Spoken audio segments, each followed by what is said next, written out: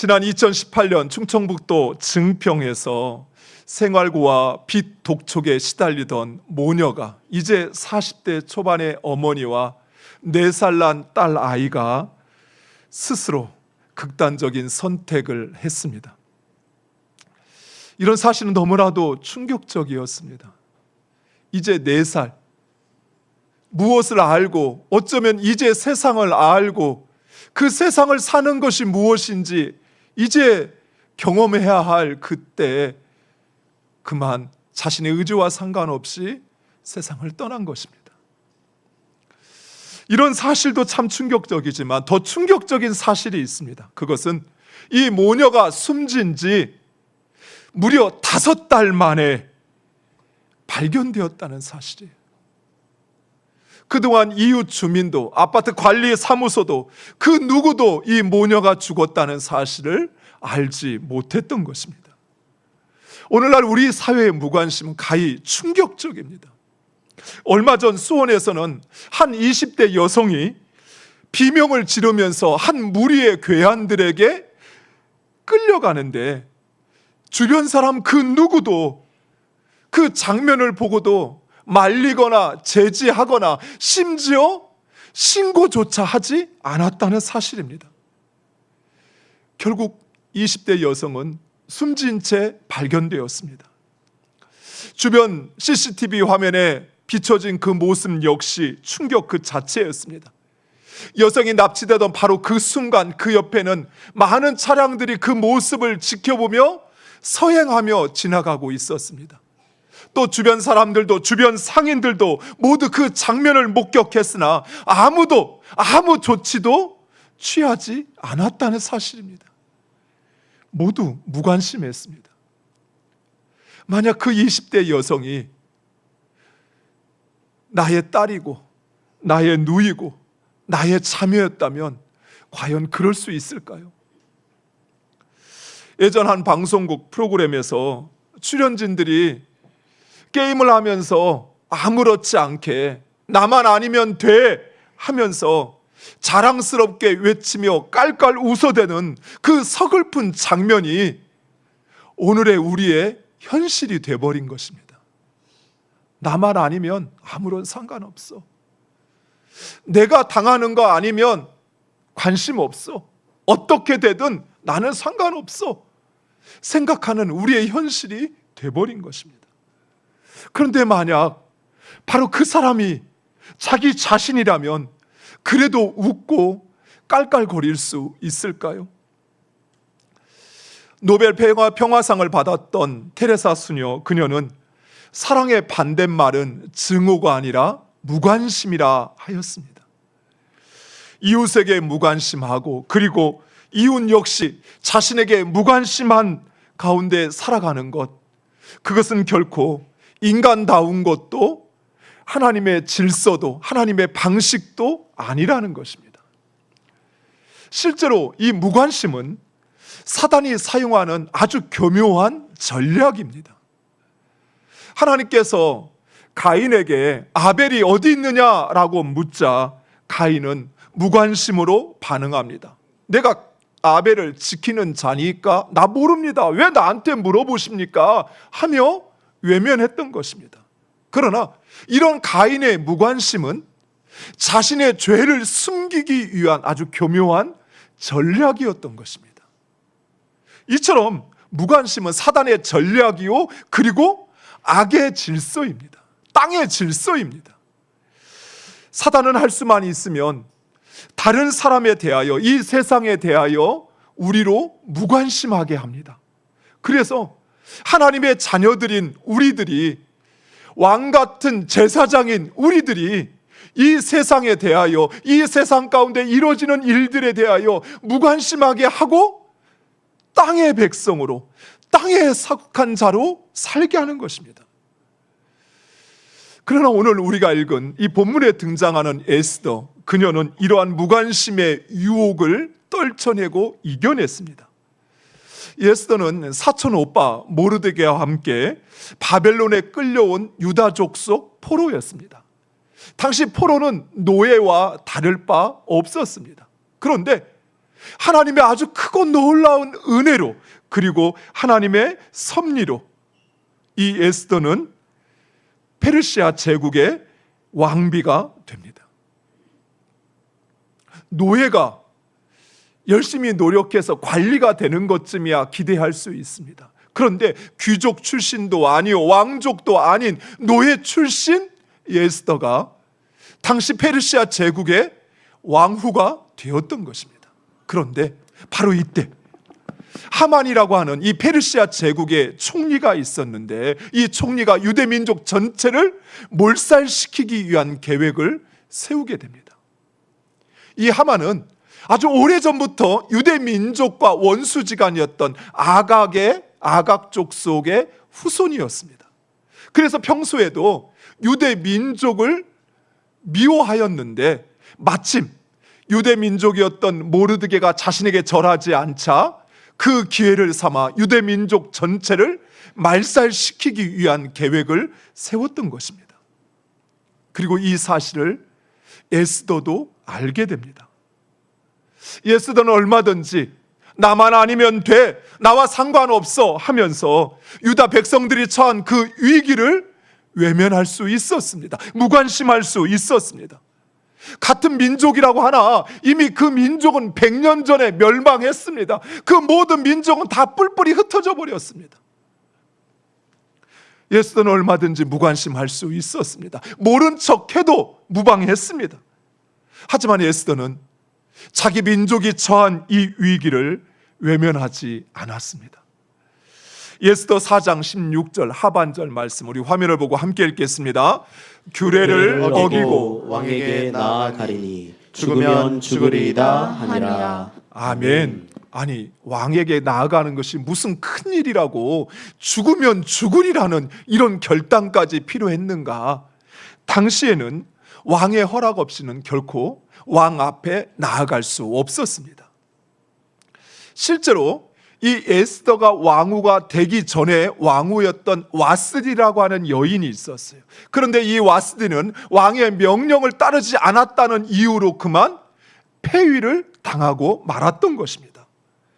더욱이 당시 에스더는 성경에 보면 30일 동안이나 왕의 부름을 받지 못했다라고 말씀하고 있습니다.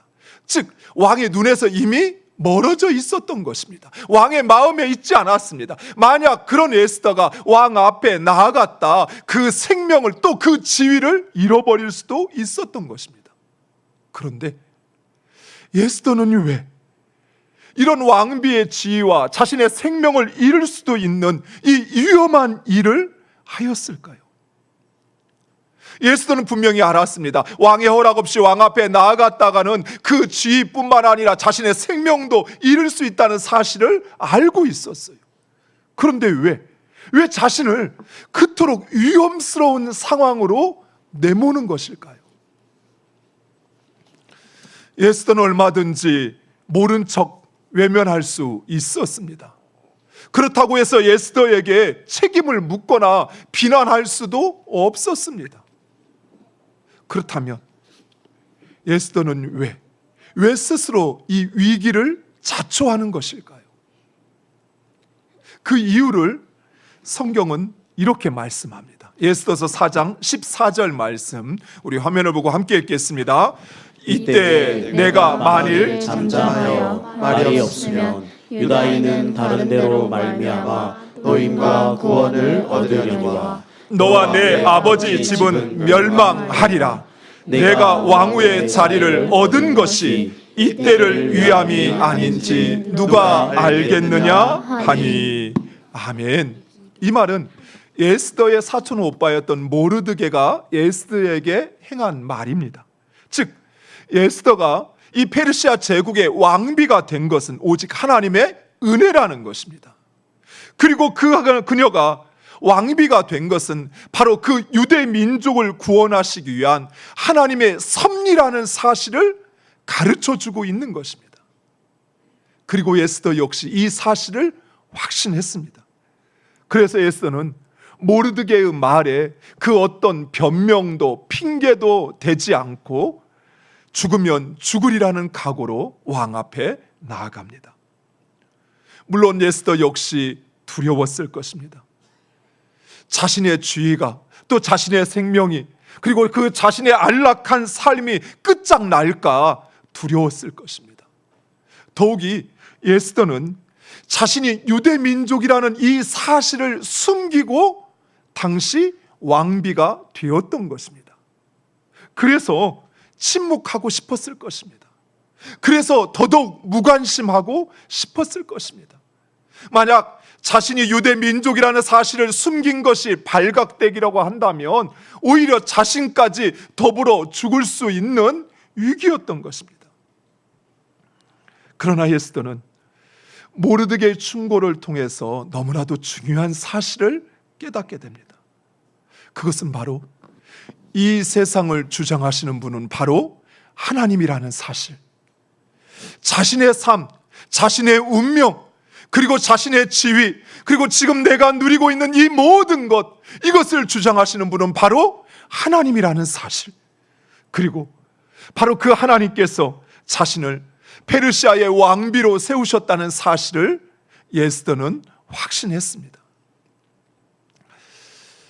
이 에스더서는 성경 66권 가운데 아주 독특한 특징을 한 가지 가지고 있습니다.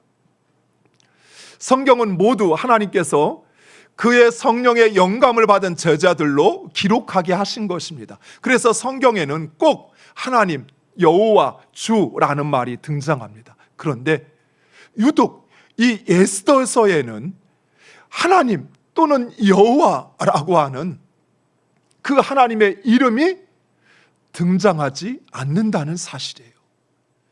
에스더 10장 가운데 하나님, 여호와라는 이름은 전혀 등장하지 않습니다. 마치 하나님이 우리의 눈에 전혀 보이지 않는 것처럼 그 하나님의 이름이 에스더서에 등장하지 않는 것입니다. 하지만 비록 우리 눈에 보이지 않지만 그러나 우리의 삶에 일어나는 그 모든 것을 계획하시고 주장하시는 분, 그분은 바로 여호와 하나님이십니다. 믿으십니까? 우리의 삶의 순간순간을 섭리하시고 주장하시는 분은 바로 하나님이십니다. 그리고 그 하나님은 하나님의 사람들을 통해 자기 백성을 구원하시기를 원하십니다. 하나님은 결코 자기 백성들이 멸망하는 것을 내버려 두시는 하나님이 아니시라는 것입니다. 에스더는 바로 이 사실을 확신했습니다. 그래서 그녀는 죽으면 죽으리다 라는 각오를 하면서 그 유다 민족에게 이렇게 부탁을 합니다. 우리 4장 16절 말씀 화면을 보고 함께 읽겠습니다. 당신은 가서 수산에 있는 유다인들을 다 모으고 나를 위하여 금식하되 밤낮 3일을 먹지도 말고 마시지도 마소서. 나도 나의 시녀와 더불어 이렇게 금식한 후에 규례를 어기고 왕에게 나아가리니 죽으면 죽으리이다 하니라. 아멘. 이 말씀을 보면 에스더도 두려웠습니다. 행여 왕이 자신이 유다 민족이라는 것을 트집 잡지는 않을까? 행여 왕의 허락 없이 나아갔다가 그만 그 자리에서 쫓겨나고 자신의 생명도 위태롭게 되지는 않을까? 그동안 자신이 왕비로서 9개월 동안 누려왔던 이 모든 것이 한순간에 사라져버리지는 않을까? 에스더 역시 두려웠던 것입니다. 그러나 에스더는 이러한 두려움보다 자신의 지위와 생명, 그리고 이스라엘 민족의 운명, 이 모든 것을 주장하시는 하나님, 바로 그 하나님이라는 사실을 믿었던 것입니다. 그래서 그녀는 하나님을 의지하고 그 하나님 앞에 기도하고 금식하며 아하수에로 왕 앞에 나아갑니다. 그리고 우리 하나님은 이런 에스더의 믿음과 그리고 유다 백성들의 그 금식 기도를 들어 상황을 역전시키십니다. 말살의 위기에 있던 유대 민족들, 그들은 오히려 페르시아 제국 모든 민족 위에 높여지게 됩니다. 그리고 유대 민족을 말살시키려 했던 하만과 그의 동조했던 많은 사람들은 도리어 자신이 세운 계획에 스스로 진멸하게 되는 것입니다. 뿐만 아니라 에스더는 왕의 신임과 사랑을 얻게 됩니다. 그리고 그의 오빠였던 모르드게는 페르시아의 총리로 세워지게 됩니다. 이처럼 우리 하나님은 자기 백성을 구원하시며 그리고 온 세상 역사를 주관하시는 진정한 왕이십니다. 그리고 하나님은 그 하나님의 뜻에 순종하며 말씀에 순종하는 자들, 하나님 그들을 세우시고 높이시는 하나님이심을 믿으시기 바랍니다. 사랑하는 성도 여러분, 우리 역시 때로는 우리의 안전과 그리고 우리의 이 안락한 삶을 잃어버리지 않기 위해서 우리의 지체들의 어려움과 또는 그 고통스러운 상황을 보고도 때로는 침묵합니다. 때로는 무관심합니다. 행여 우리에게 어떤 피해라도 끼칠까봐, 행여 귀찮은 일에 내가 연루되지는 않을까 염려합니다. 두렵습니다. 그래서 이웃의 아픔을, 어려움을 외면하고 다른 사람이 당하는 그 고독과 그 차별과 그 폭력에 무관심합니다. 그러나 이런 무관심으로 인하여 우리의 사회는 점점 더 각박하여져 가고 있고 폭력과 갈등이 증폭되어지고 있습니다.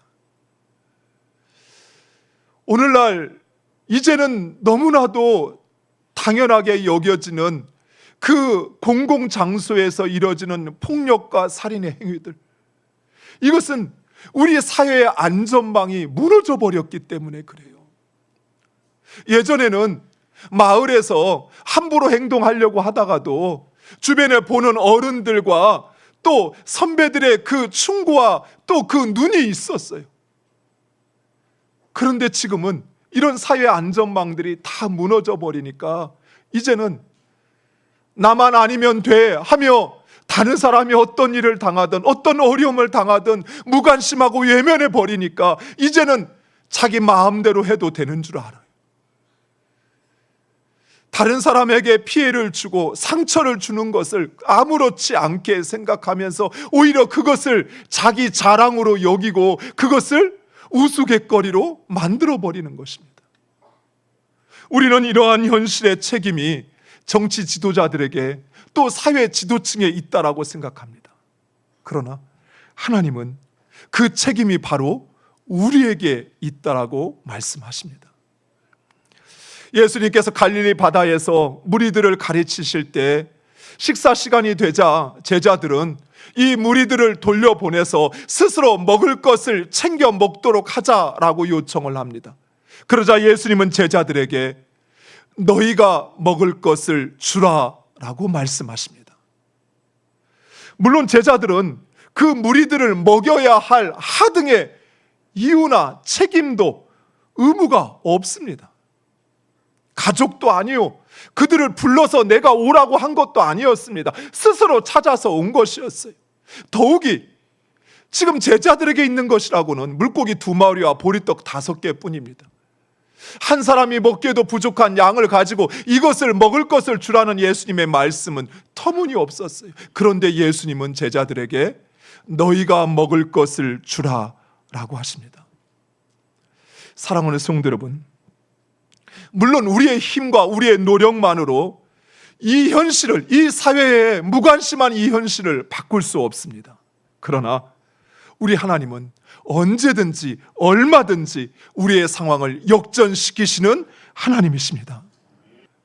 하나님께서 우리를 택하시고 그리고 우리를 구원하시어 우리에게 은혜를 베푸신 이유, 그것은 바로 하나님께서 창조하신 이 세상을 주의 공의와 사랑으로 다스리라는 하나님의 뜻인 것입니다. 사랑하는 성도 여러분, 우리가 하나님의 사랑과 말할 수 없는 그 은혜를 받아 누리고 있는 것, 그것은 바로 이때를 위함입니다. 그것은 바로 고난 중에 있는 우리의 이웃을 위한 것이라는 사실입니다. 외로움과 폭력에 고통당하는 이웃을 외면하거나 무관심하지 마시기 바랍니다. 그들을 돌아보고 살피고 그들의 어려움을 함께 나누는 것, 그들의 슬픔을 함께 나누는 것, 내게 있는 그것이 가능하느냐 가능하지 않느냐를 따지기보다 그것을 함께 나누어 그와 주님의 뜻을 나누는 것, 주의 사랑을 나누는 것, 그것이 바로 우리를 향한 하나님의 뜻인 것입니다. 안희숙 사모님이 쓴 죽으면 죽으리라 라는 책, 여러분 지금 보시는 아마 신앙생활을 오래 하신 분들 집에는 한 권쯤 가지고 계실 것입니다. 안희숙 사모님은 일본에서 공부를 하고 한국에 돌아와서 선천에 있는 보성학교에서 교직을 맡아서 학생들을 가르치고 있었습니다. 그런데 그때 마침 일제는 신사참배를 강요하기 시작합니다. 그러자 이 안희숙 사모님은 교사직을 그만두고 일본으로 건너가 일본의 신사참배 반대 운동을 벌이게 됩니다. 계속해서 교사의 직을 수행할 수 있었습니다. 누군가 안희숙 사모님에게 신사참배 반대 운동을 해야 된다라고 말하지 않았습니다. 책임을 묻지도 않았습니다.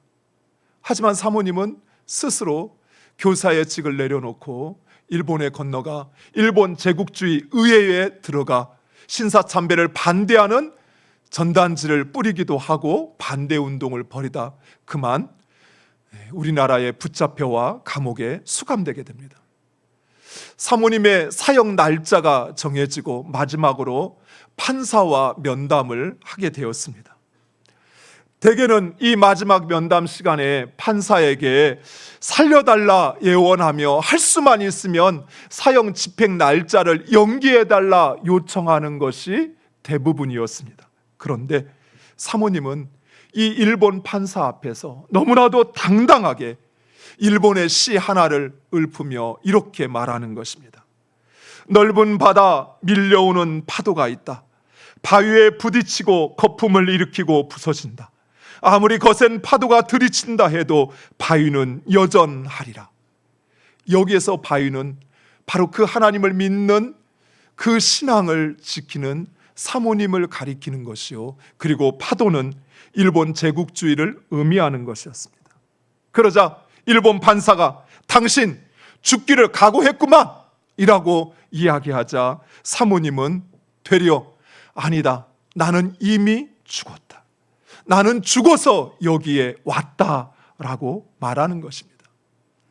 실제 사모님이 일본으로 떠나기 전 성도들과 함께 예배를 드리는데 당시 말씀을 전했던 최경륜 목사님, 이 최경륜 목사님이 오늘 본문의 말씀을 전했다고 합니다.